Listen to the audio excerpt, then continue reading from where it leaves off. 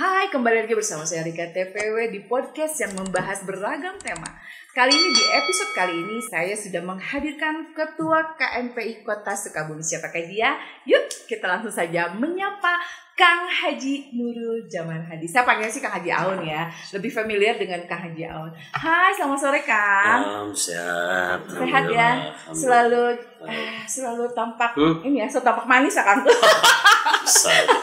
Kang, sore hari ini hujan. Siap. Iya, hujan kan. Oh, cuacanya kurang begitu sendu ya. Iya, betul. Hari Rabu dari pagi loh ini kita ya. Cuacanya dari Rabu pagi ini kita mendung terus. Tapi mudah-mudahan tidak semendung cerita hari ini ya, Kang.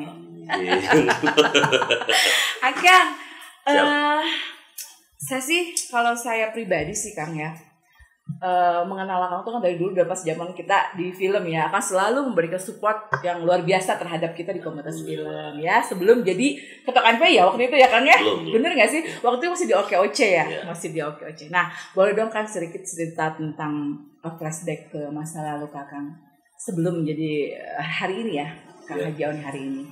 Yang saya lihat kan dari profilnya sempat bersekolah juga di luar. Nggak ada loh, saya lihat sekolahnya di dari SD SMP. Ya? Coba Kang cerita sedikit dong Kang, biar semua tahu nih ceritakan. Silakan ya Kang. Ya, alhamdulillah atur nuhun sebelumnya Teteh sudah mengundang ke sini, kita bisa bersilaturahmi. Iya betul. Ke Rompok Teteh. Iya, rumah podcast The Portalwi ya. Rumah podcast. Iya, The Portalwi. Oke. Jadi alhamdulillah saya asli orang Sukabumi. Saya lahir di Sukabumi, saya sekolah di Sukabumi, dan saya bisa dibesarkan di Sukabumi. Dan mungkin pada prosesnya alhamdulillah saya juga bisa mengenyam pendidikan, bisa di luar. Itu berkat semua doa dari orang tua. Lepas itu saya dari 98 saya sekolah SD di SDN Koleberes 3 yang sekarang jadi CBM Koleberes. Iya. Di situ terus lulus di situ karena kebetulan dulu kakak saya di Al-Amin Madura, di pesantren Al-Amin Madura. Saya berkeinginan pengen masuk pesantren. Jadi memang keluarga kakak keluarga pesantrenan gitu, memang seperti itu ya. Seperti itu karena mungkin beragam cara orang tua mendidik kan. Karena bukan mereka tidak sayang, justru kan mereka sayang. Iya betul. Kalau dulu sempat ada pikiran seperti itu. Kalau dulu dibuang jauh-jauh. Karena dulu sempat kan gini. Ada mungkin ada beberapa keinginan cita-cita saya mungkin sampai sekarang sih belum terlaksana. Apa itu? Saya pengen jadi arsitek sih. Kok gabung banget jadi? Oh gitu. Oh jadi bilang kan cita-cita kan arsitek. Saya pengen masuk Universitas ISI dulu, Institut Seni Indonesia. Cuman mungkin Allah menakdirkan lain. Jadi ya. Sebentar, kakak berapa bersaudara? Saya 5 bersaudara. Kakak berapa? Pertengahan. Oh tengah-tengah ya. Khairul umuri awsatuha. Sebaik-baik perkara adalah pertengahan. Yang nyambung ke situ ya. Jadi yang terbaik dong yang tengah ya. Yang tengah dong. Lanjut. Terus? Saya dari sana kebetulan saya masuk 98 saya masuk pesantren di Ponorogo, cabang Gontor. Itu pondok modern Arisalah boarding school.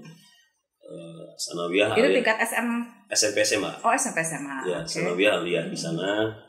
Dan kebetulan pas pengabdian saya di Aceh. Dulu itu kalau di sana ijazah itu nggak dikasih. Dalam 1 tahun itu harus mengabdi dulu. Mengabdi gimana maksudnya? Pengabdian. Kayak PKL gitu maksudnya? Nah, kayak PKL. Jadi cuma kalau istilah sana pengabdian. Jadi setelah lulus itu ijazah nggak bisa diambil dulu karena harus pengabdian dulu setahun. Nah itu pengabdian di mana? Nah saya kebetulan di Aceh dulu. Oh Aceh. Di Suku Salam. Dan itu ngapain akan di sana? Ngajar. Oh ngajar. Ya, ngajar. Oh langsung ngajar bahasa Arab. Oh, Oke. Dan muridnya?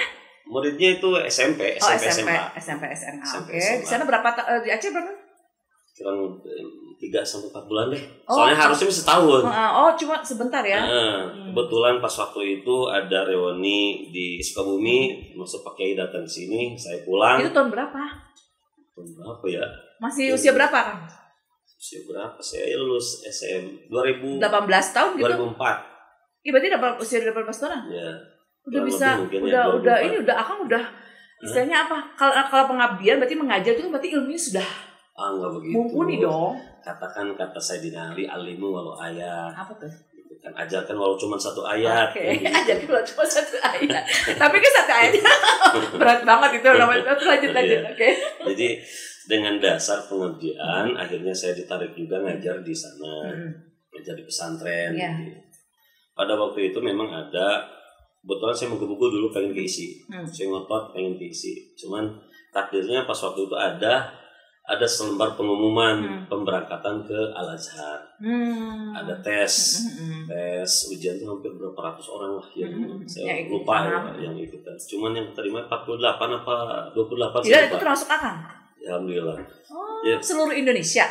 Indonesia. Oh, luar biasa. Jadi entah mungkin ya, kayaknya kebetulan sih, karena saya juga merasa gak ada yang kebetulan dalam kamus iman bukan begitu. Tapi saya merasa memang pas waktu ujian, pas waktu tes, saya asal Pak. Oh gitu. Saya asal deh. Jadi pas cuman entah kayaknya disogok juga oleh orang tua. Oh gitu, orang supaya nggak jadi saya keisi kayaknya. Gratifikasi. Enggak sih enggak begitu. Mungkin cara Allah ya prosesnya harus begitu. Iya. Takdir Allah yang indah loh gitu kan. Pas datang ke sana sama dulu juga pas waktu saya pesantren begitu. Karena dulu sempat bandel juga lah, namanya juga laki-laki ya. Laki-laki tidak bandel kayaknya dipertanyakan. Laki-laki kayaknya. Dipertanyakan kelakiannya. Dipertanyakan kelaki-lakiannya salah ya. Terus pas waktu berarti usia 19 tahun dong? 19 tahun. Iya, berarti 19 tahun. Setelah pengabdian itu kan. Oke. Pas waktu masuk pesantren, pas waktu lulus SD juga saya pengen tadi masuk SMP 2. SMP 2 negeri, negeri juga yang kata. Cuman begitulah, akhirnya saya cetus ke orang tua. Udah saya pesantren yang jauh sekalian. Tiba-tiba seminggu dikasih tiket. Tiba-tiba seminggu dikasih tiket Ponorogo. Kan dulu pakai kereta Madiun itu. Madiun. Mana Pak? Ponorogo nggak tahu kita di mana ya. Ponorogo di mana itu? Jawa Timur. Jadi jauh Pak. Ya tapi risiko kan. Iya. Ya mau nggak mau lah, karena saya yang cetus pengen pesantren gitu. Yang jauh sekalian. Disuruh sama bapak. Pas yang jauh sekalian emang bener jauh tuh. Datang sana sehari saya ingat saya sehari. Orang tua masih ada di bagian penerimaan tamu. Nah ini mungkin polemik dunia pendidikan. Kenapa? Dulu saya merasa karena itu bagian dari pendidikan tarbiyah ya. Banyak pendidikan di situ, pembelajaran. Orang tua masih ada. Saya diantar masuk ke pondok pesantren salah boarding school itu. Orang tua masih tinggal di bagian penerimaan tamu di hostel ya. Di situ.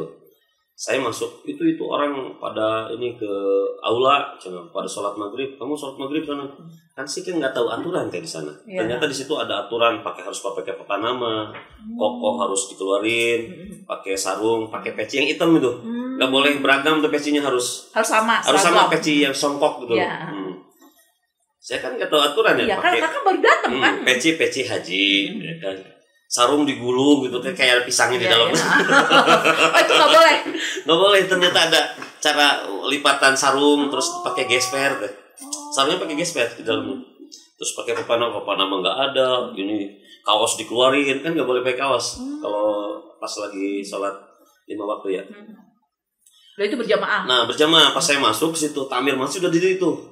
Dulu mau ditongkrongin sepedanya aja tuh, sepeda ontel ya, kalau di sana Jawa itu. Sepeda orang lari semua. Saya santai aja saya. Udah sakit, jangan nggak tahu kan? Kan nggak tahu. Datang kamu manggil saya Pak. Ya kamu sini. Saya masih kecil, masih bocah, lulus SD. Saya Pak, ya saya ingat dulu itu ada ustadz saya, itu keren ustadz itu pemain basket tuh, Ustadz Maulud Siregar. Mohon Ustadz ya. Siap, salam Ustadz gitu. Ustadz Maulud Siregar itu orang tinggi, jarinya aja orang basket apal kan. Iya. Sini kamu coba. Itu saya kira nunjuk itu suruh rapiin sendal. Untung saya ngambil sendalnya sendal jepit ya. Bayangkan kalau sendal Neckerman. Ditabokin gitu maksudnya. Kenapa sendalnya ditabokin? Sehari dong saya datang, saya ambil satu, saya ambil senang. Yang satu megang ini, satu dia nggak nanya dulu saya anak baru atau baru berapa hari atau berapa bulan kan nggak. Iya. Soalnya saya jalan, yang lain pada lari. Puk. Dipukul bagian apa yang dipukul? Pipi lah. Kalau dulu kan nggak ada KPI teh. Iya makanya kalau gitu dapat kalau intinya pendidikan begitu. Karena orang dulu misalnya kita merasa itu bagian dari tarbiyah. Iya, benar. Bagian daripada pembelajaran hidup kan gitu. Dulu saya nggak pernah cerita tuh ke orang tua, habis gitu cuma pas waktu pulang kan merah gitu. Itu kenapa Bibi? Tahu tuh orang ngapain nabokin saya. Cuma begitu aja. Dan orang tua juga nggak siapa kita panggil Ustaz, nggak begitu cara ngedidik orang tua. Iya, beda lah dengan kultur sekarang ya. Saya bayangin gini teh. Saya hidup di sini 6 tahun teh. Baru sehari bayangkan baru sehari teh. Gila ini. Gimana ya? Sempet down dong. Nangis mah iya. Dia pasti tinggal nangis. Ya dong, pasti tinggal tiba-tiba saudara nggak punya. Sendiri berasa sendiri ya. Sendiri nggak kenal siapa-siapa ya kan, tapi ya Allah benar menguatkan, mendidik mental gitu di situ. Tapi Bapak begitu bukan tega, berarti dalam artian ya udah ini pilihan kamu dan saya support, saya dukung gitu lah. Jadi kan makanya tadi beberapa macam orang tua mendidik kita, bukan mereka nggak sayang. Iya. Saya baru berpikir dulu pas pulang kan biasanya perpulangan itu setahun sekali teh. Perpulangan harus pulang. Enggak harus pulang. Kalau mau pulang ya pulang, kalau enggak ya enggak. Tapi ada rusuh itu apa? Keringanan untuk dikasih tasreh, dikasih izin untuk pulang gitu. Setiap tahun perpulangan. Nanti bagian misalnya konsulat Priangan, konsulat Jawa Timur, Jawa Tengah itu ada konsulat. Nanti saya konsulat Priangan tuh, Bandung, Tasik, Sukabumi semua. Priangan namanya. Saya masuk ke konsulat Priangan, nanti pulang bareng beberapa bis gitu kan. Nah itu kalau pulang itu paling di rumah seminggu, paling lama 2 minggu lah. Pulang lagi setahun itu. Bayangkan setahun. Cuma makanya kalau saya ingat dulu, kalau setiap orang tua pasti datang ke pesantren, masih saya nitipnya satu deh. Martabak keju. Karena nggak ada sana. Nggak ada martabak keju sana dulu. Karena sini kan dulu martabak Bandung udah ada. Karena maksudnya di sana kampung banget, pesantren itu gimana? Ya. Modern? Itu dekat Pacitan, mau arah ke Pacitan. Ponorogo. Itu ujung Jawa Timur ujung itu. Oke. Kalau dari arah selatan itu Wonogiri sana. Itu SMP SMA di sana. Terus beres. Lulus dong. Dengan segala macam dengan semua. Alhamdulillah. Tapi enggak gini, biasanya orang itu akan ada kenakalan enggak di sana? Alhamdulillah sih enggak. Oh enggak, alhamdulillah. Jadi gini dulu saya prinsipnya cuma 3 saja. Pas waktu siar itu bagi saya sih enggak mesti siar dakwah itu harus mesti tausiah ya. Iya. Enggak mesti tabligh. Kayak ngobrol begini aja kita ini kan udah kan. Dengan etika, dengan apa yang kita lakukan kan menjadi siar kan. Iya betul, ada. Jadi dulu cita-cita saya di pesantren cuma 3. Saya pengen bisa belajar qiraah. Qiraah itu qori. Qiraah itu ada 2 teh. Kalau ada tartil, ada mujawadah. Kalau tartil itu bacaan biasa, tapi tartil. Mujawadah itu qiraah yang baca qori-qori itu. Yang ada tinggi. Ada itu rumusnya, ada tause dan sebagainya. Iya. Begitulah. Yang kedua, saya pengen bisa gitar. Gitar? Ya, karena pas waktu nongkrong, masa saya dicengin gak bisa main gitar kan? Tapi kan pas waktu gitar, ayo kita gitaran, ayo sholat. Nah, itu kan bisa jadi siar deh. Oke. Nah, yang ketiga saya pengen bisa gambar. Kebetulan basic saya karikatur sebenarnya. Saya kebetulan pas waktu kelas 6 itu kelas 3 SMA di sana. Kelas 6 saya ketua APG, Arisal Painting Group. Di situ belajar rumus karikatur seperti apa dan sebagainya. Makanya pas waktu pengen lulus, saya cita-cita pengen jadi arsitek tuh gara-gara situ. Oh itu, oke. Jadi dasarnya itu ya ada punya bakat loh kan dari awalnya kan, nggak hanya cita-cita doang. Nah terus dari 3 ini kesampaian. Alhamdulillah yang ketiga ini pernah saya merasakan karikatur dulu pas waktu Jawa Pos zaman dulu 2001 lah.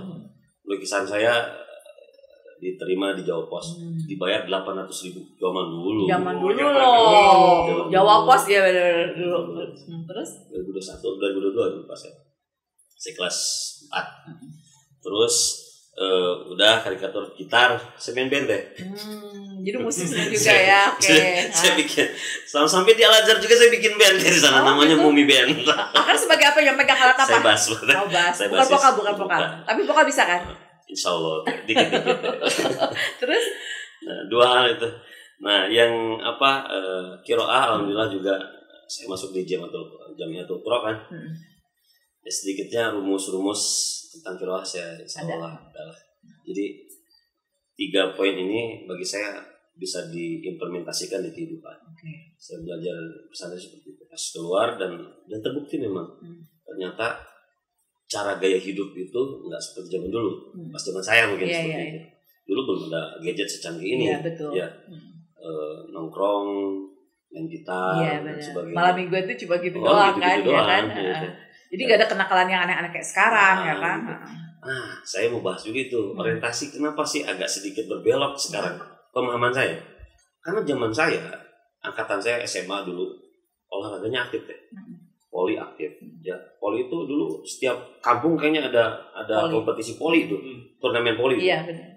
Terus basket itu setiap sekolah SMA itu ada divisi 1, divisi 2. Iya, benar. Kebetulan saya sekarang ketua Perbasit. Iya. Sekali Pak ya. Terus niatan saya cuma satu, saya pengen hidupin liga sekolah lagi. Karena orientasi berpikir teman-teman milenial sekarang, adik-adik kita agak sedikit berbelok. Kenapa? Karena olahraganya nggak aktif. Nah itu. Kalau olahraganya tidak diaktifkan aktif, kembali. Minimal dia arah pandang idola ya. Idola. Dulu idola saya pengen kayak Michael Jordan dulu. Iya benar. Saya pengen kayak benar-benar figur yang bisa figur yang bisa kita memotivasi kita. Nah, sekarang kan bingung figur siapa. Akhirnya mohon maaf bukan musik kan. Akhirnya motor-motoran masuk geng motor dan sebagainya itu karena memang cara pandang dari awalnya salah. Coba kalau misalnya aktif olahraganya di sekolah, minimal saya pengen kayak Taufik Hidayat kalau tangkis ya. Saya pengen kayak Susi Susanti. Berarti kan tinggal dibenahi itunya dong. Nah itu makanya dari sisi sumber daya infrastruktur ya, saspras sarana prasarana yang sudah ada, lapangan-lapangan sudah banyak. Iya, benar. Cuman outputnya maksudnya kan ini belum kena sumber daya manusianya. Benar. Makanya peningkatan sumber daya manusia penting. Apalagi Kota Sukabumi kita hanya 48 kilo dan teritorialnya mungkin laut ada di sana, industri ada di sana. Kita hanya mengandalkan mungkin peningkatan ekonomi kreatif. Nah disitulah. Makanya mudah-mudahan dengan semua ilmu pengalaman saya itu bisa bermanfaat. Itu aja sih. Ya, oke. Tadi baru koma ya? Ya. Apa tuh? Baru koma tuh. Yang tadi kultur zaman dulu dengan sekarang kan beda. Karena malam mingguan waktu zaman kan cuma main-main gitar. Itu kan tadi langsung loncat loh. Ini bener Mister ada seangkatan saya ini teman TK saya tuh. Ada teman TK saya ini. Ini saksi sejarah ini. Makanya kalau setinggi apapun saya sama teman-teman nggak bisa seperti apa karena dia tuh tahu Purwadaksi. Tahu persis kartu asnya. Nah dari pengalaman Akang itu dari sisi religinya, dari sisi segala macamnya, berarti itu bekal untuk Akang meniti karir hari ini ya. Nah ceritain dong sedikit yang tadi sekolah di luar itu loh kan belum itu tadi kan baru SMP SMA ya. Saya pengen denger yang di Al Azhar sama Kairo itu loh. Saya tertarik maksudnya kenapa Akang nggak nyari sekolah di Indonesia? Emang kenapa di Indonesia gitu? Kenapa harus keluar gitu loh? Kenapa gitu kan? Lagi-lagi cara pandang dulu. Jadi itu sebentar itu yang support Bapak atau keinginan pribadi? Awalnya sih didorong, dipaksa deh. Lama-lama iya juga sih, memang harus begitu deh. Apa yang membedakan? Kan gini deh, contoh gini, dulu saya dipaksa untuk masuk pesantren. Akhirnya muncul dari keinginan Giro sendiri. Pas di saat kebayang dulu saya sempat ngiri teh di saat teman-teman reuni saya nggak bisa reuni teh. Iya kan? Reuni Gontor misalnya itu kan di mana reuni Indonesia teh. Iya, kalau misalnya SMA 1, SMA 3 mungkin bisa reuni di kafe mana. Iya. Saya di mana? Iya betul. Mau di Jakarta, mau di Aceh. Pernah nggak? Pernah. Ada tapi pernah ikut. Pernah di Surabaya. Pernah di Jakarta. Cuman nggak setiap tahun Bogor juga. Tapi akan hadir lah gitu. Hadir lah. Coba yang lebih sadis ini kalau reuni kuliah teman-teman kampus mau di mana saya? Iya makanya Kairo. Makanya agak sedikit iri sebenarnya. Pas datang, enak ya liatin anak-anak. Pas waktu saya di sana ya, pas di Ponorogo ya.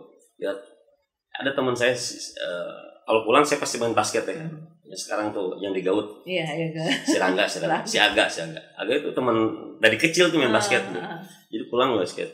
Dari dulu tuh sempat ngiri, enak ya. SMA ya, karena saya kadang suka dikucilin teh anak pesantren teh. Iya benar, gak ada temennya ya. Karena enggak, iya benar sih emang suka. Agak dicengin lah saya, minder kan teh. Tapi saya bersyukur setelah lulus deh. Kenapa? Apa bersyukur? Dari ada 5 teman saya, yang 2 overdosis deh. Salah pergaulan. Nah itu, saya bersyukurnya, Allah, orang tua ngedidik saya itu memang begitu. Kalau saya nggak di pesantren, kayaknya saya yang ketiga ini. Berarti itulah ya, masih kalau orang Sunda mah untung saya masuk pesantrennya gitu ya, masih untung. Jadi, terus. Tapi lagi-lagi kan penggiringan opini pesantren sebenarnya. Tapi saya rasa nih, pendidikan paling aman pesantren. Tapi Pomak dulu nih, akan ngeliat dong, secara kan kita berita-berita terus istilahnya viral banget gitu, cepat viral. Banyak sekarang pesantren yang kejadian gini, kasus-kasus. Nah, akan melihat. Saya sudah mendalami mendalami dan saya mengalami obrolan yang satu bisa jadi 100 deh. Tapi punten sekali. Tapi itu kan nyata kejadiannya. Betul. Dan itu jadi tersangka pula di. Nah, ini gimana itu? Bagian-bagian dari itu. Tapi lebih banyak ustadz asatid, ulama-ulama kita yang memang berkepentingan dan dia menjaga marwah sebagai ustadz. Jadi boleh dibilang itu hanya oknum kecil. Tidak. Dan berarti itu tidak bisa sekarang pesantren yang disalahkan, nggak bisa. Tapi gini loh, paradigma masyarakat sekarang, masuk pesantren sekarang bikin was-was. Nah, itu kan sekarang loh, benar loh. Jadi gini. Jadi momok loh, gitu kan dengan kejadian-kejadian viral di. Pernah nggak tersirat gini? Setelah saya punya anak, apa sih keinginan orang tua untuk anak? Terbaik dong. Apa tuh? Apakah dia harus lulus dengan predikat A? Apakah dia harus lulus S3? Dia harus jadi dokter? Apa dokter? Saya simpel deh. Saya pengen punya anak yang bisa doain saya pas waktu mati. Banyak teman-teman saya yang dokter, mohon maaf ya. Tapi sekedar pas waktu orang tuanya meninggal, dia minta buat doain. Yang seharusnya dia harus yang berdoa untuk orang tuanya. Minimal ya, dasarnya itu loh. Kenapa saya lebih cenderung ke pesantren? Karena nggak ada lagi harta apa nggak bisa dicari nanti, udah beres. Pasti anak jatuhnya. Saya mati. Dan saya siapa yang doain kalau nggak bukan anak. Nah itu. Jadi tolak ukurnya seperti itu. Banyak framing yang menjurus ke sana. Memang ini mau sedikit lagi kiamat sudah dekat. Iya benar kan. Framingnya seperti itu. Jadi papi mah nggak bangga kamu jadi apa menjadi. Tapi di saat kamu bisa doain itu lebih kebanggaan. Dia baca doa ini apal itu lebih bangga daripada matematika mau nilai 10 biasa aja. Itu sih pandangan saya teh. Secara edukasi untuk anak ya, bekal anak lah mungkin ya. Ya itu tadi lah mungkin ya betul sama kata tidak semua pesantren seperti itu, hanya beberapa orang saja yang memang dibumingkan. Gitu. Akhirnya kan merembet kemana-mana ya kan, jadinya mindset orang tua pun bisa tercemar dengan itu ya. Nah kembali ke laptop. Dari Akang tadi punya perasaan yang tadi di Kairo itu ya, kita nggak bisa reunian segala macam. Terus Akang tiba-tiba pulang dari sana nih, ya pulang dari hijrah ke Indonesia, kembali ke Indonesia. Apa yang Akang lakukan? Nah itu, saya itu pas waktu mau berangkat ke Lajar takut ya. Takutnya? Takut. Di sana bisa makan. Kan makanan di sana kan beda sama makanan kita. Tidurnya pun beda. Jamnya ya. Saya pikir, sana tidur gimana ya? Terus tinggal di mana? Terus ngurusin kuliah siapa yang ngurusin? Iya. Tapi bahasa ini udah lancar ya. Karena di pesantren itu bahasa Arab itu ada 2 teh. Ada bahasa Arab fushah, ada bahasa Arab amiyah. Apa itu? Fushah itu seperti Indonesia, baku, RI. EYD saya ya, EYD. akan mandi. Saya ingin duduk itu baku. Ya. Tapi ada bahasa Indonesia Betawi teh yang bisa dipakai sehari-hari. Bro, gue jalan dulu bro. Tidak kan pakai apa? Amiyah, pembelajaran itu ternyata yang dipelajari di pesantren itu pusat teh, yang baku itu. Sedangkan yang keseharian kita mudah muhadasah itu apa ya? Komunikasi. Komunikasi itu dengan masyarakat pakai amiyah. Bengong saya juga pas awal. Jadi ngomong apa ya? Tapi ada ngerti dikit ada masuk misalkan. Contoh. Tapi kan bahasanya tetap nggak berbeda jauh mungkin, hanya nggak beda. Cuman gini, ada kayak gini. Ini mah orang Sunda kota Sukabumi dengan orang Sunda Palabuhan Beda. tetap bahasa Sunda. Bahasa Sunda iya benar. Tapi logatnya Beda. dengan orang Subang, Iya. dengan orang Bandung Asik. beda. Bahasa Arab pun sama teh. Bahasa Arab Mesir sama bahasa Arab Madinah itu agak beda. Op jadi kho, jim jadi go. Saya nyebut melafalkan kata Jakarta itu nggak bisa Jakarta. Jakarta. Oh. Anak ajus, anak bagus. Nah, ini kan kalau bahasa Arab itu saya rasa itu bahasa Arab bahasa lengkap lah bagi saya. Kenapa? Tingkatannya ada. Jadi kan ada pasten, ada pasenten kan sama seperti grammar. Ada di sana juga nahwul wadi namanya. Ada nahwu, ada sorok. Bahasa Arab pun sama. Setiap kata pekerjaan misalkan gini. Saya duduk, ana ajlis bahasa fusyahanya nih. Bahasa amianya ana baglis. Jadi setiap kata pekerjaan yang akan dilakukan pakai ba. Kalau di ini ya amiah. Kalau Betawinya. Kalau Betawinya. Ana baglis. Ana akul, saya makan. Ana bakul. Oh, jadi pakai ba. Ba. Setiap kata pekerjaan pakai ba. Kalau di Mesir ini logatnya seperti itu, lahdohnya seperti itu. Beda lagi dengan Madinah, beda lagi dengan itu. Sama, Sunda juga sama seperti itu. Cuman saya bisa menerangkan gini. Saya meyakini Al-Qur'an sepenuhnya itu karangan Allah, bukan karangan manusia. Kenapa? Karena tingkatan bahasa Arab itu ada teh. Kayak bahasa Indonesia. Ada sajak, ya kan? Ada mutiara, kata-kata mutiara. Ada kuat sekarang. Iya, kuat. Nah, itu bahasa Arab pun sama teh. Ada tingkatan bahasa Arab namanya al-uslub, al-asalib. Itu tingkatannya udah tinggi. Quran itu melebihi al-uslub. Tatanan bahasanya tertata rapi. Seperti Qul huwallahu ahad, Allahu samad, lam yalid walam yulad walam yakul lahu kufuwan. Itu semuanya tersusun rapih gitu. Sampai asbabun nuzulnya kenapa? Itu luar biasa dan itu nggak bisa atas dasar karangan manusia. Kayak al-uslub nih. Gimana nggak indah gini? Laula biburudatil bahri la tahabtu ilaiki sawqan. Kalau Allah bukan karena dinginnya lautan, saya akan menghampiri kamu dengan sejuta kerinduan. Kan bahasa-bahasa ini bahasa-bahasa. Nah, Quran itu melebihi itu teh. Nah, makanya pas waktu saya belajar dia berarti indah banget gitu ya. Itu aja kita dengarnya kelopak-kelopak gitu. Gimana kita dengar bahasa Al-Qur'an? Bener nggak sih? Coba ya kan? Nah, terus itu kayak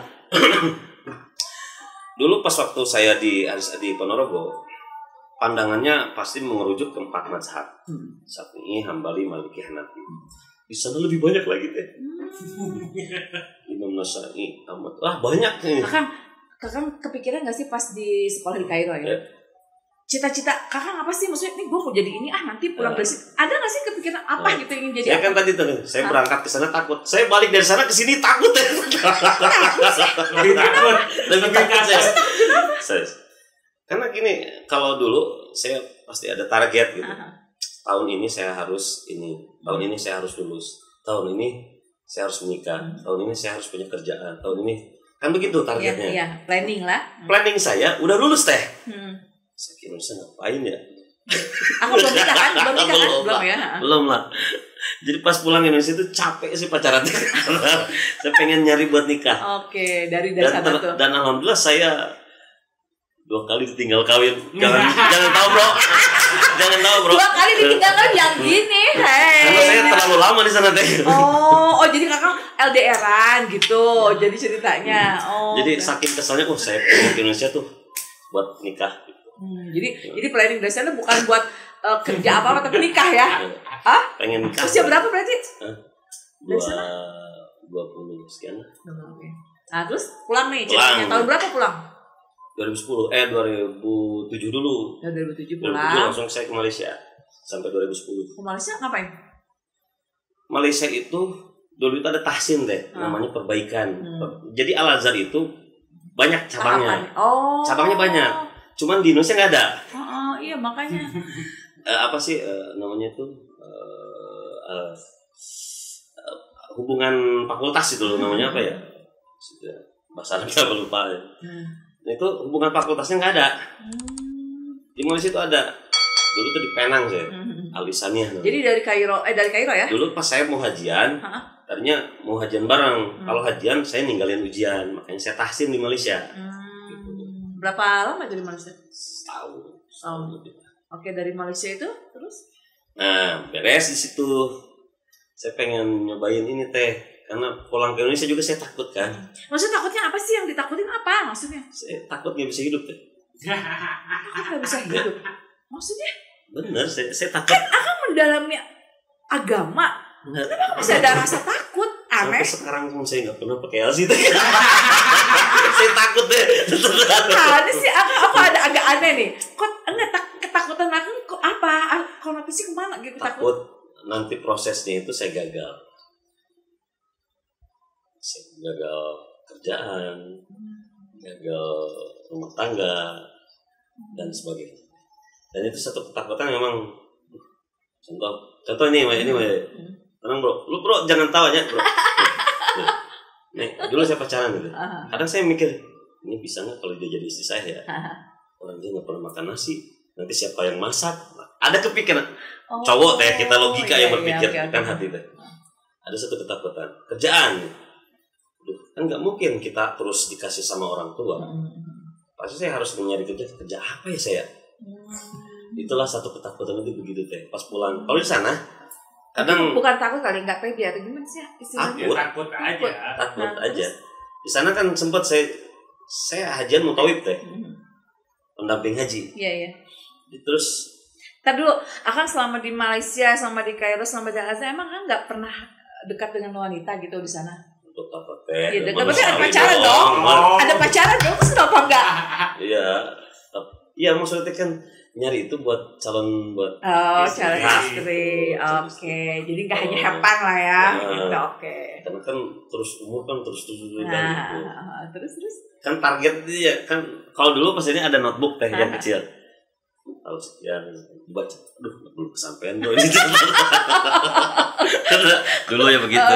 Sekarang udah realistis lah pakai gadget pakai segitunya ya.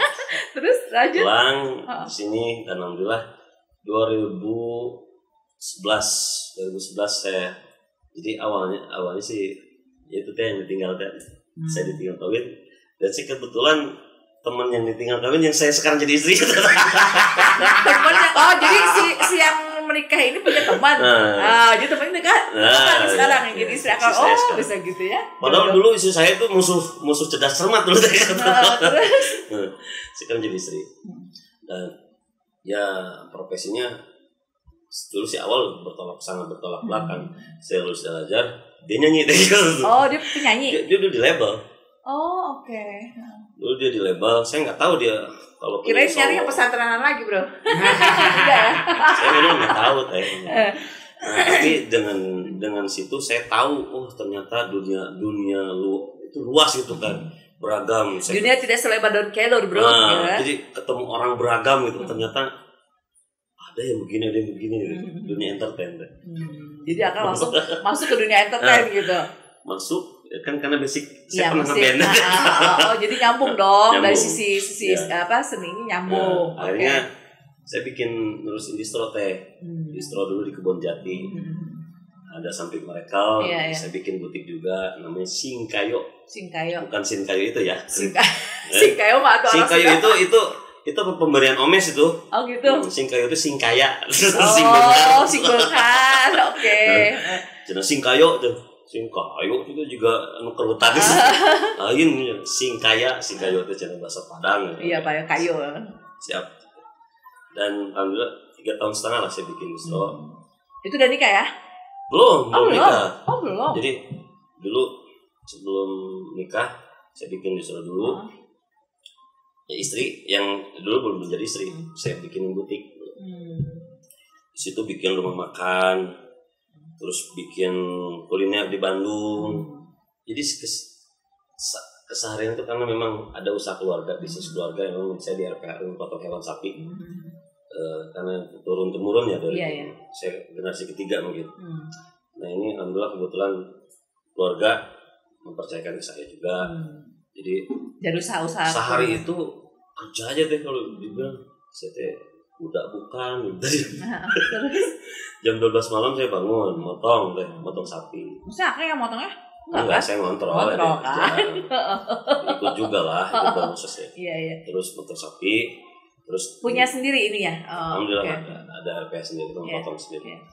Habis itu dipasarin ke kios-kios. Dulu masih jalan Pasar Pelita. Makanya saya terjun politik gara-gara itu. Tapi nanti. Terus dari situ ada 5 kios di dalam Pasar Pelita, 1 di luar yang waktu Bakri. Nah, masukin sehari itu kekuatan motong dulu ya saya 18 ekor sehari minimal. Dan itu pure Akang yang ngurus ya, regenerasi itu yang ketiga itu sama almarhum bapak. Oh masih didampingi ya. Dari situ tiba-tiba saya juga nggak sadar terjerumus dan masuk ke dunia ranah politik tuh karena memang terjerumus bahasanya seram, terjerumus bro. Politik seni gitu. Seni apa? Seni bela diri. Seni bela diri, seni rupa. Terus, jadi tahun berapa itu masuk terjerumus? 2016 setelah nikah ya. Akan nikah dulu nih ceritanya dari saya itu akan nikah.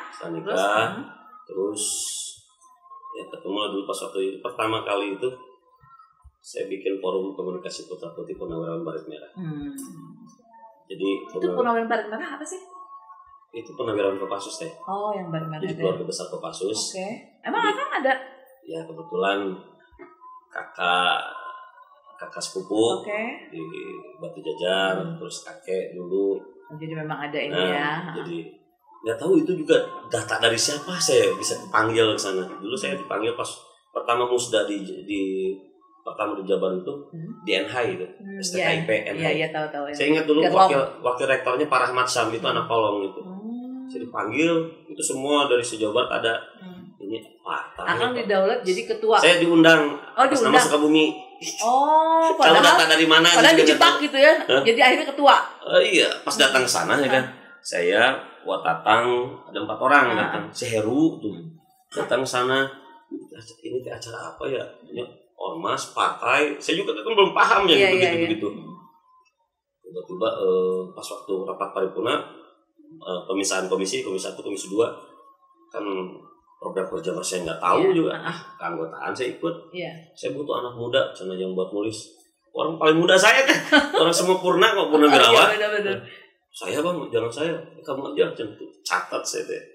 Setelah dicatat yang memaparkan sambutan saya bayangkan sana ada masih Pak Aher itu, masih Pak Aher ada Pak Ridwan, kami masih wali kota.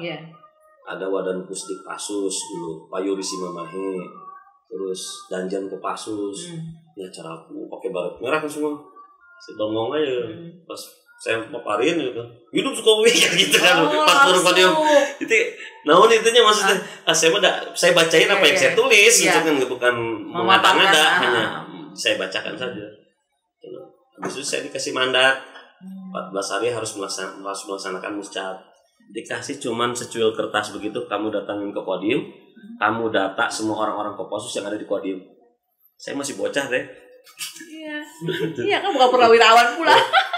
Ngomong ya, bang itu saya ngapain bang? Pokoknya kamu data, bikin FKBM di Kota Sukabumi. Soalnya belum ada di kita. Jadi alhamdulillah saya cepat diri. Itu tahun berapa berarti? 2016. Akang mendirikan itu dan itu. Mendirikan FKBM. Butuh berapa lama untuk bisa langsung? 14 hari saya melaksanakan musyawarah di Gedung Wanita. Saya pernah mengundang dulu kebetulan wali kotanya Pak Murad, wakilnya Pak Fahmi. Saya undang Pak Murad, kebetulan ada halangan ketiga gitu.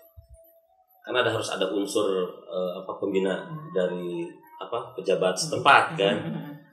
Dulu itu ada Pak Mayor Romli, kebetulan masih beliau orang Cirebon, orang 28 Hambalang teh orang Pak Prabowo. Terus Kodim dan Dim berarti ex officio ya. Siapapun dan ini itu masuk di pembina. Yang ketiganya pejabat daerah, kepala daerah. Tadinya mau Pak Murad, cuma kebetulan beliau sibuk, nggak apa. Saya tawarkanlah ke Kang Fahmi dulu pas wakil. Pak mau gak jadi pembina kita?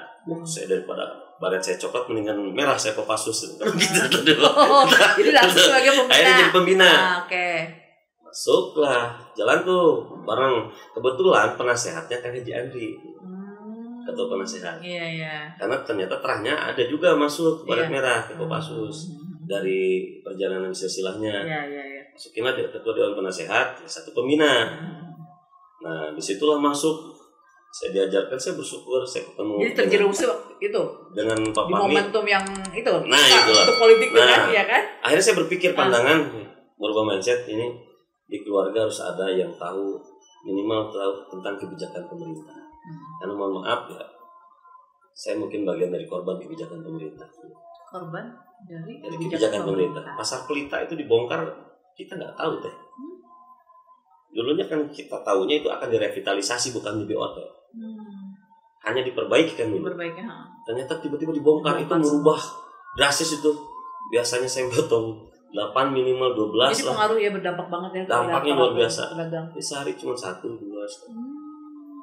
Dan itu merubah. Ya alhamdulillah saya masih settle. Tapi orang yang di bawah ada yang sudah ganti profesi. Mohon maaf, ada sampai meninggal. Oh gitu. Dan sampai korban pun ada yang gantung diri. Wow. Dari itu ya. Itu orang Padang, Bujang almarhum. Imbasnya karena beban ke bank dia pinjam, itunya dibongkar, utang harus dibayar, istrinya cerai. Waduh. Pokoknya udah, dan itu ya, mudah-mudahan diterima aja. Tapi kan sisi lain lagi, maaf ya, dari kacamata kita, itu kan pasar benar-benar dibikin nyaman kan gitu. Oke, jadi gini teh, merubah pasar itu, memindahkan pasar atau membangun pasar itu, nggak sesimpel itu teh. Karena semua berkaitan. Memindahkan pasar sama saja memindahkan kota. Contoh gini, tukang bumbu nggak akan lepas dari tukang kantong. Nah, tukang bumbu nggak akan pisah dengan tukang daging, tukang ayam, tukang ikan. Karena masa iya saya berbumbu ikannya di sana tuh, kan nggak mungkin. Dan tidak akan mungkin jauh dari tukang ojek, masih di situ-situ juga. Jadi kalau mindahin tukang ayam, harus pindah semua. Sama seperti pindahkan kota kan. Dan cara berpandangnya harus ada plan A, plan B, plan C. Di saat plan A gagal harus plan B, kan harus begitu tadinya. Tapi kemarin dipaksakan dan akhirnya terjadi one prestasi dari PT AK di pertama. Jadi rame kan. Saya termasuk korban juga. Setelah dibongkar, saya masuk DP 400 juta, dibawa kabur juga duitnya. Muncullah di situ akhirnya yang benar saya. Karena saya masuk ke dunia politik, saya tahu kebijakan pemerintah. Jadi dari situ ya. Disitulah muncul kebetulan pas waktu itu saya bebarengan lagi bikin forum itu, forum komunikasi kota Persipuran Luar Negara. Gitu ya. Udahlah, Kang jadi wali kotanya, Haji Andri jadi penasehat, jadi wakilnya. Dan disitulah awal mulanya saya terus. Dari situ ya. Dan alhamdulillah saya bersyukur, saya belajar nuan Kang Fahmi, Kang Haji Andri, saya juga banyak belajar dari beliau-beliau bagaimana cara bersosialisasi, cara berkomunikasi, cara berpandangan politik dan sebagainya. Saya belajar banyak. Tapi kan Akang sempat ke OKOC juga kan? OKOC itu pas waktu pilpresnya. Karena Okay. pilpres itu pas waktu Prabowo dengan Sandiaga Uno. Sandiaga Uno menggagas dulu Wan Kecamatan produk kecamatan apa ya? Iya. Kita kan sempat kerjasama juga gitu kan. OKOC. Bentuklah bikin air mineral OKOC. Itu masih nggak?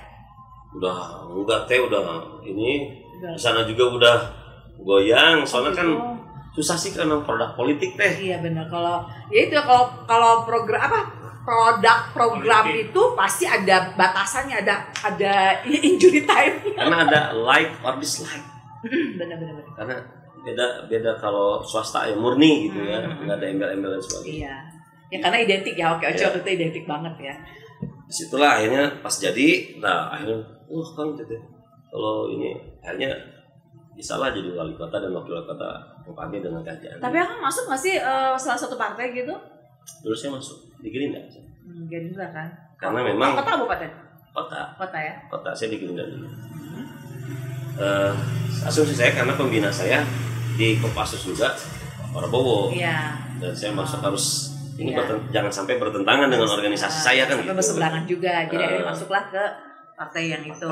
Saya masuk dari situ dan jalanin sampai sekarang. Dan pas waktu kemarin perhelatan agak sedikit goncang dinamika dan sebagainya. Sempat juga saya mendeklarasikan untuk maju kemarin, tapi Allah belum mengizinkan. Karena memang tidak segampang yang dikira. Tak segampang itu. Tidak segampang yang dikira. Tapi Akang dari situ masih aktif sekarang di mana? partai? Enggak. Oh enggak. Udah. Oh jadi udah keluar dari Gerindanya? Insya Allah. Oke. Punya partai baru? Enggak. Insya Allah. Kayaknya ada ini nih ya, ada kode-kode punya ini enggak partai baru enggak ya? Enggak, karena ya pandangan politik lah. Dan Itu satu sisi sih saya masuk ke sesuatu itu mau ke komunitas, ke organisasi. Yang pertama itu nyaman. nah itu benar. Berarti kita satu frekuensi ya. Kalau nggak Kita nyaman, cari nyaman, benar. Iya benar nyaman. Kalau nggak nyaman ke kitanya nggak bisa explore diri gitu ya. di mana ditempatkan kita merasa dihargai. Iya benar. Pengakuan dan penghargaan ya. Benar nggak sih? Kenapa kita terus berbuat tapi serasa aduh Kayak nothing gitu ya. Nothing itu nggak enak deh.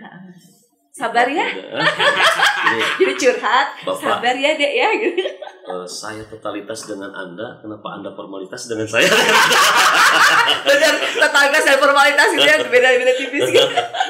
Nah, Begitulah, Kang, akhirnya kan jadi ketua KMPI. Gimana itu proses dari kebaperan Akang di partai ya kan dan sebagainya, terus tiba-tiba Akang jadi KMPI. Itu gimana proses sampai ada di banyak belajar sih teh. Awalnya dulu juga saya nggak paham itu apa itu KMPI. Jadi pas waktu pertama saya masuk itu apa sih? Saya belajar KMPI, saya baca dulu. KMPI itu apa sih? Ternyata wadah induk kepemudaan yang irisannya di bawah itu ada badan otonomnya, ada unsur nasionalis, ada unsur humanis, ada unsur karya kekaryaan, ada unsur ini Cipayung Plus kemahasiswaan. Nah, di situ ada 4 elemen itu digabungkan dengan ideologi yang berbeda. Dan mohon maaf, awal kita belajar berorganisasi, makanya KMPI disebutkan kawah candra di muka, miniaturnya pemerintah. Emang benar yang terasa seperti itu. Bagaimana saya bisa belajar berdiplomasi. Saya dulu pas waktu mau naik KMPI, itu kan ada irisan partai, underbo partai yang masuk berhimpun di KMPI. Saya belajar berdiplomat, bagaimana untuk meminta rekomendasi ke ketua partainya. Ya. Terus ada irisan-irisan dari teman-teman Gemuis, bagaimana pola teman-teman dari Muhammadiyah, dari teman-teman dari Nahdlatul Nahdiyin, terus Persis, ada PUI dan sebagainya, banyak. Jadi akhirnya kalau Persis begini, akhirnya kan tertampung semua dan kita sama-sama belajar. Ternyata indah keberagaman. Jadi banyak orang mengira sampai sejauh ini sampai Indonesia bisa berdiri itu karena keberagaman. Banyak belajar. Banyak juga kalau negara-negara banyak pecahan hanya ada 2 suku, 3 suku, sekarang masih perang.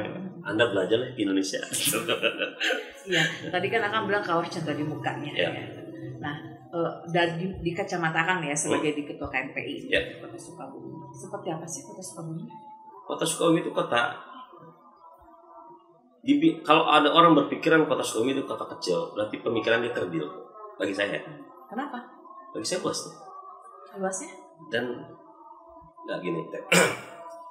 48 kilo itu akan lebih mudah mengaturnya dibandingkan 47 kecamatan. Iya, kageroh lah ibaratnya, kageroh ya kan ya gitu. Sekageroh. Tuh telepon misalkan enak dalam 1 hari itu bisa tercapai gitu. Sukabumi itu kota kecil. Kota kecil sejuta cerita. Kota kecil sejuta cerita. Niza Panjava. Apa gimana? Niza Panjava.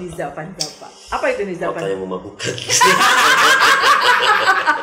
Memabukkan gitu aja.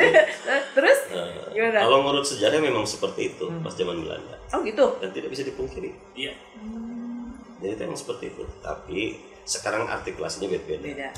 Jadi siapapun yang sudah mencium, bisa merasakan dan pernah meminum air di Sukabumi itu susah untuk melupakan Sukabumi. Yaelah, cakep. Jadi ada apa ya, bukan pernyataan sebenarnya gini, Kang, saya selalu mendengar ya, maaf banget ini ya.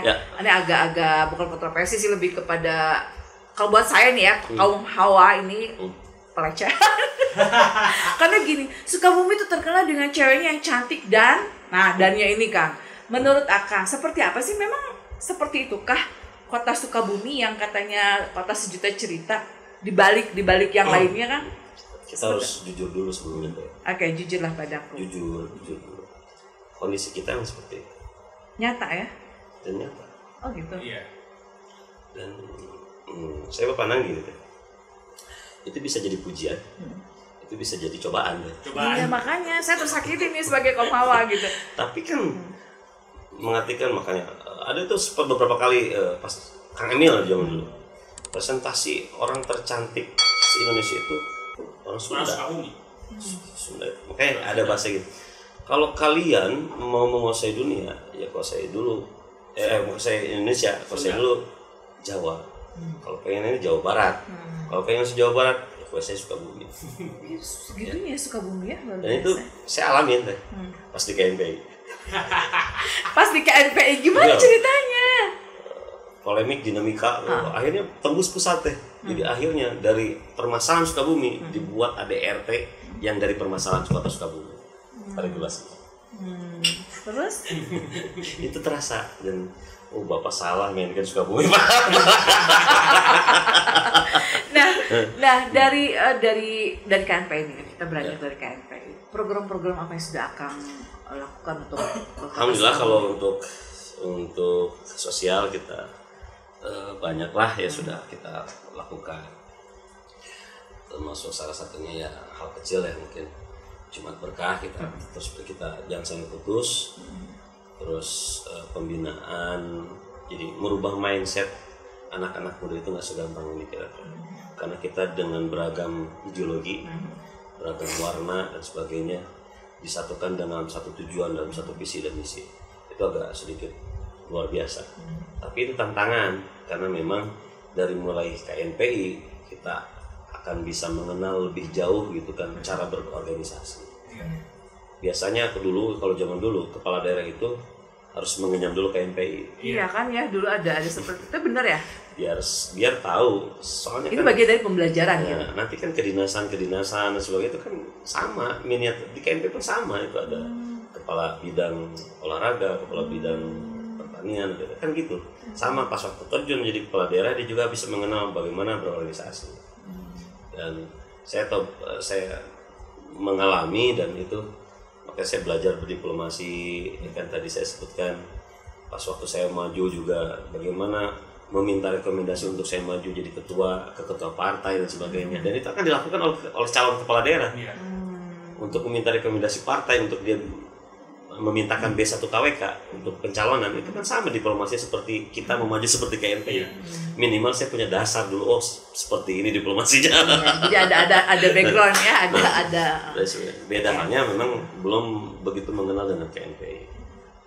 Saya bersyukur saya bisa masuk di KNPI dan bisa menjalankan tugas amanah ini ya. Bagi saya rasa ini pendidikan yang luar biasa. Bagaimana cara memimpin, bagaimana cara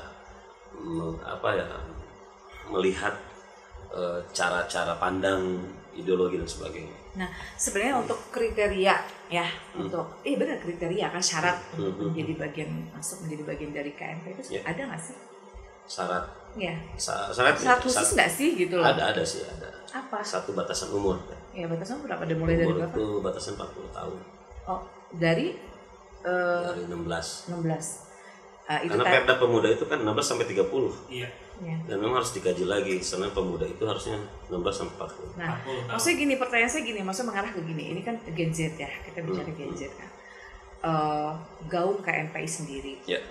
Pernah nggak sih ada sosialisasi untuk khususnya kaum Gen Z ya, menggiring supaya mereka isinya bisa menjadi bagian dari KNPI? Karena maaf, mungkin ya ini kacamata saya nih ya. Anak-anak sekarang yang tadi di usia dari 16-17 berarti kan mereka sudah SMA dong, udah keluar, udah kuliah ya, masa-masa remaja lah, masa-masa mereka mencari jati diri. Betul. Nah, ada nggak sih sosialisasi dari KNPI misalnya, ada program yang memang ini loh program KNPI itu yang bisa menyentuh kalian, yang bisa merekrut kalian, yang kalian bisa berdaya di sini, kalian bisa berkolaborasi, ada nggak seperti itu? Ada. Sekarang pun saya lagi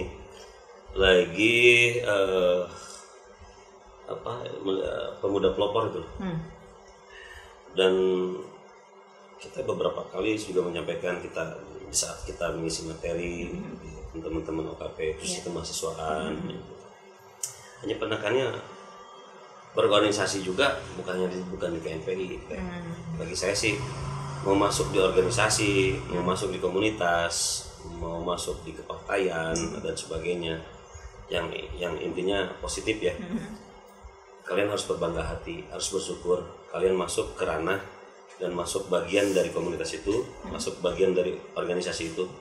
Karena secara tidak langsung orang akan terbranding dirinya sendiri, personalitinya akan terbranding. Contoh misalnya, suatu saat saya udah tua, ketemu anaknya teman saya. Oh ini anaknya si Haji yang dulu aktif di KNPI. Oh ini ada jejak digitalnya nggak hilang. Nah ini kan personal, personality. Branding kan.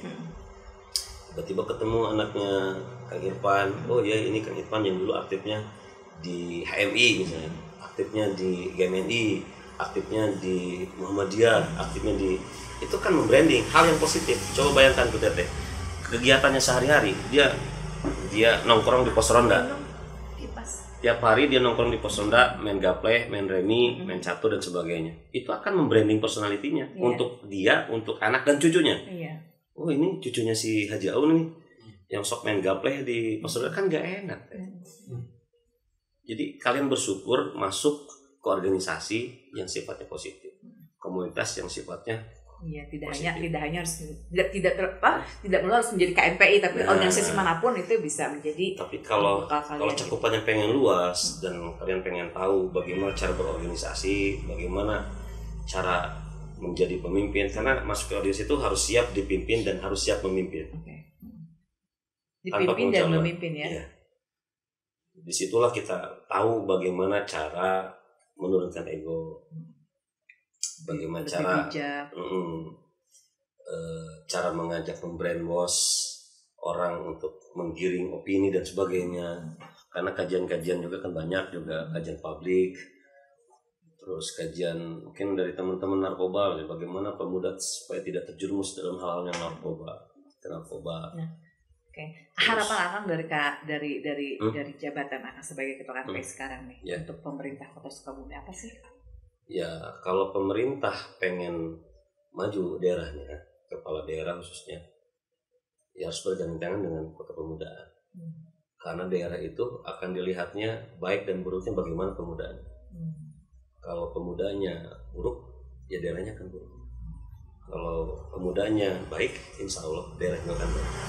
Karena yang dicanangkan oleh pemerintah khususnya di pusat juga beberapa kali disampaikan, kita akan menuju Indonesia emas, bonus demografis. Itu di masa-masa produktif itu akan lebih banyak di 2045 deh.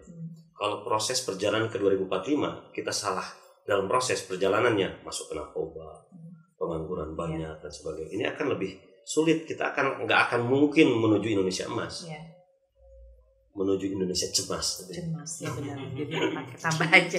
Nah, Akang sendiri memaknai tadi kita akan menuju Indonesia emas, memaknai itu seperti apa sih? Itu masa keemasan Indonesia harusnya. Masa-masa usia produktif akan lebih banyak. Masa usia produktif yang tadi sebutkan 16 mungkin 40 bisa jadi 50 sih produktif bisa juga jadi. Cuman masa yang rentan yang sudah tidak non produktif 60 sana dan cara pandangnya sudah nggak mungkin dia berpikir untuk kerja, bagaimana untuk dia menggiring pegawai, untuk merekrut pegawai dan kan udah bukan fase dia, fasenya itu sudah ibadah akhirat. Rata-rata seperti itu. Nah, tadi aku kan nyimak harus bergandengan tangan. Betul. Nah, Akang menyikapi atau punya statement apa sih atas tanggapan berarti tanggapan lebih ke tanggapan atas yang terjadi sekarang. Pemerintah yang baru saja terpilih ini kan begitu, ya maaf ya, saya betul. Mau ini kita bicara real, begitu banyak FYP yang halir mudik ya tentang isu-isu yang terjadi di pemerintahan Kota Sukabumi. Tanggapan Akang seperti apa sih? Jangan sama hal wajar, karena masa-masa sekarang itu masa-masa transisi. Oke.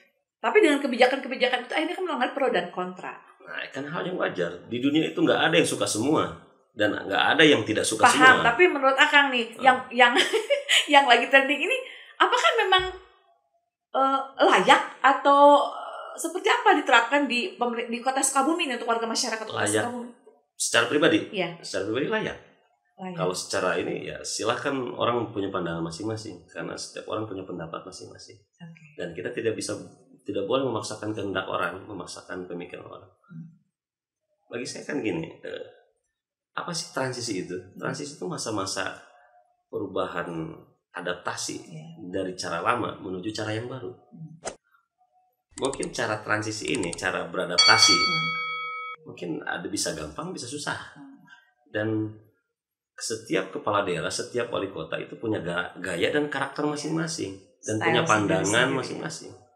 Bagi saya hal yang lumrah, nggak ada yang salah. Intinya mungkin gini, kalau saya boleh menyimpulkan, selama itu Islam menjadi program yang terbaik untuk masyarakat Sukabumi, kenapa enggak? Mungkin itu. Betul. Tapi dengan cara-cara yang lebih wise lagi, mungkin bisa merangkul semua pihak. Betul. Mungkin gitu ya. Betul. Kalau saya boleh menyimpulkan. Betul. Ya kan? Betul. Kan itu harapan kami juga sebagai warga masyarakat Sukabumi. Betul? Betul nggak bro? Tepuk tangan dulu bro. Kasih aplaus lah kita bro. Nah, Kang tadi kan saya agak menjurus. Tadi kan ada yang kelewat loh. Akang kan menjabat HIPMI juga ya, ketua HIPMI ya. Masih belum berakhir kan di 2025 ya? 1 tahun lagi dong? 2025. Tahun ini saya berakhir. Oh, 2025 sekarang ya? Oh iya benar. Berakhir saya di bulan September itu. September. Nah, apa sih sudah Akang dapat dari HIPMI ini? Nah, HIPMI itu kan Himpunan Pengusaha Muda Indonesia. Ya. Akang berarti cabang Sukabumi ya. Nginduknya ke Jabar. Jabar. Okay. Pusat. Pusat Jabar ya. Kalau nasional berarti pusat. Oh, pusat. Berarti provinsi. DPP, DPC sama ya. DPP, DPW. Oke, iya sama. Oke, jadi BPC gitu. BPC, BPD, BPP. Akang berarti BPC dong. BPC. Nah, apa sih yang Akang dapat dari HIPMI ini? Banyak deh. Jadi semua itu rata-rata kan pengusaha. Iya, benar. Pengusaha. Kalau di organisasi KNPI, walaupun sama-sama pemuda, ADRT kita berbeda. Ini organisasi kepemudaan, ini organisasi profesi. Sama-sama muda, cuman ini organisasi profesi, ini organisasi kepemudaan. Yang membedakan adalah? Membedakan gini. Di kepemudaan, orientasinya kita banyak mengetahui tentang kebijakan, politik, itu di KNPI. Tapi di HIPMI itu agak berbeda. Saya belajar bagaimana, karena semua bos yang saya pimpin itu bos semua. Bayangkan ini kalau terjadi saya nyuruh bos, bayangkan. Dia karyawan aja banyak karyawannya, bahkan bisa lebih daripada saya banyak gitu. Karyawannya hampir rata-rata kebetulan yang di Sukabumi itu kebanyakan owner coffee shop. Ada kafe nama, ada Komodo, banyak lah teman-teman yang memang di dunia F&B. Ada berapa anggota di Sukabumi? Sekarang itu ada 120 lebih lah. Ini syaratnya harus punya usaha lebih dari karyawan lebih dari sekian gitu. Ya pasti dia punya karyawan intinya. Dan dia basicnya bos semua itu, owner semua itu, rata-rata gitu. Bagaimana di HIPMI itu bisa menurunkan ego bahwa kita dari bos menjadi bawahan tuh. Contoh gitu ya, ada acara itu kan, kan nggak mungkin yang ngangkat meja saya, yang pasang baligo saya, yang cetak saya, yang ingin kan ada tupoksinya masing-masing, ada sekjen, karena ada kepengurusan ya, ada bendahara. Di HIPMI lah belajar menurunkan ego masing-masing bahwa nggak ada apa-apanya di mata ini, kita hanya belajar berorganisasi. Kita semua sama lah. Sama semua, dan kita belajar menjadi bawahan lagi. Dan siap, tadi organisasi itu siap dipimpin, harus siap memimpin. Saya bertanya loh, karena saya mengenal HIPMI itu pada saat saya masih kuliah waktu itu ya. Saya pernah diajak gabung di HIPMI Jabar waktu itu ya. Zaman siapa teh? Zaman Pak Deddy Sukardan waktu itu, beliau yang mencalonkan wali kota ya. Nah, saya pernah ya bukan diajak sih, lebih kepada lingkup di situ lah. Jadi saya tahu. Nah, untuk Sukabumi memang sama lah, nggak lebih kurangnya sama ya kan. Nah, program dari HIPMI sendiri apa sih sebenarnya gitu? HIPMI itu jadi di situ ada business matching, obrolan ngopi itu ngobrol duitin. Ngobrol duitin ya, benar ya, ngobrol duitin. Jadi ngopi. Jadi investasi waktu muda kita itu jejaring, networking, jejaring, relasi. Iya, relationship ya. Kadang itu lebih daripada modal. Betul. Dan tanpa jaringan nggak akan nemu itu. Iya benar. Nah di HIPMI lah, di situ jejaring, di situ networking. Jadi networking kita, misalkan banyak nih, termasuk ada beberapa menteri itu lulusan HIPMI itu, orang-orang HIPMI. Pak Bahlil, Pak Burjal Bakri itu orang HIPMI. Sandiaga Uno itu mantan ketua umum HIPMI. Dan disinilah jejaring relasi networking. Investasi waktu muda itu adalah jejaring. Makanya perbanyaknya silaturahmi di situ. Jadi bukan hanya sekedar kita masuk di organisasi tanpa manfaat. Karena silaturahmi itu dirasakan bukan sekarang, bisa minggu depan, bisa bulan depan, bisa tahun depan, bahkan bisa 10 tahun yang akan datang. Bisa dijadikan moto nih sore ini ya. Investasi apa tadi? Investasi waktu muda itu adalah jejaring. Investasi waktu muda itu adalah jejaring. Nah, nanti kita note ya, jadikan caption hari ini. Oke, Akang, dari sekian yang sudah Akang alami ya, dari kebaperan, ketakutan segala macam. Kesan yang paling mendalam di pencapaian Akang hari ini, yang mana? Saya belum puas dengan pencapaian saya. Jadi justru saya kan maksudnya tidak ada puasnya ya? Sebaliknya justru saya dulu itu pas waktu masuk berkiprah masuk sih. Kadang saya pernah nanya ke orang tua itu, yang tadi saya kembali lagi pas waktu pertama, Pak, menilai saya sukses itu apa sih Pak? Apakah saya harus jadi ini, harus jadi itu? Dan itu bisa tidak tercapai teh, karena almarhum bapak sudah meninggal. Jadi percuma bagi saya. Jadi aku nggak bisa nunjukin Akang hari ini. Dan saya merasa gagal teh, dan belum bisa saya menyampaikan itu bahwa saya sudah masuk ke pencapaian itu. Dan saya sangat menyesal gitu kan. Pada masa waktunya beliau masih ada, saya belum bisa nunjukin dan belum bisa saya banggain. Tapi Bapak di sana saya yakin melihat dan bangga dengan pencapaian hari ini, ya kan? Nah, Kang, ada nggak sih pesan moral untuk khususnya ini kaum anak-anak muda ya, ya di luar sana lah ya? Apa sih pesan moral yang akan disampaikan? Intinya sih gini, jangan berani tong wani ngapung muncan boga jangjang. Coba translate ke bahasa Indonesia atau Arab sekalian. Nggak, coba omot yang bersan coba dibikin translate ke bahasa Indonesia dan bahasa Arab. Ayo, yang bersan kan tong wani ngapung lamun can boga jangjang. Bahasa Indonesianya? Jangan berani terbang tinggi sebelum kita punya sayap. Bahasa Arabnya? Aduh, apa ya, lupa saya.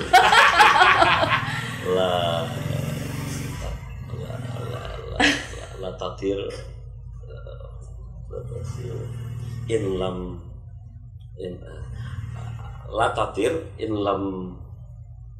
apa ya, saya lupa. Harus buka vocab lagi, harus buka kamus lagi. Udah lama, soalnya harus dialog maksudnya. Tapi kan itu kan lama-lama lupa sih. Oh, ya suruh conversation ya, sama kayak bahasa Inggris lah. Jadi kita kalau nggak di ini kadang lupa sih. Dulu sama saya juga lupa bahasa Sunda. Oh gitu? Saya pas kesini, saya balik ini, saya paham cuman takut ngomong. Jadi sekarang terbalik jadinya. Jadi aku pas ngomong bahasa Arab takut gitu, takut salah gitu ya. Makanya kalau ada orang Arab bukan sok kenal sok dekat ya. Saya pengen lancarin bahasa. Sekalian praktis Arab ya. Jadi itu aja Kang, pesannya jangan berani terbang kalau kalian belum punya sayap. Itu cukup. Satu lagi, karena memang ini setinggi-tinggi kalian kerja di perusahaan, ingat itu perusahaan orang dan gak bisa diwaris untuk anak. Jadi sekecil apapun kalian punya usaha, punya warung kecil apapun, itu punya kalian, kalian jadi bosnya dan kalian yang bisa mengatur keuangannya. Cakep. Jadi entrepreneur ya kita. Iya benar. Iya benar. Kayak berarti episode kemarin dong ya. Dan itu bisa diwaris ke anak. Betul. Setuju. Oke, Akang. Rupanya kita nanti lanjut ke episode selanjutnya Kang ya, pencapaian Akang di yang lain, tempat yang lain, mungkin di pencapaian yang lain. Kita ketemu lagi di episode selanjutnya. Salam The Portal. Sampai ketemu lagi di episode selanjutnya. Bye.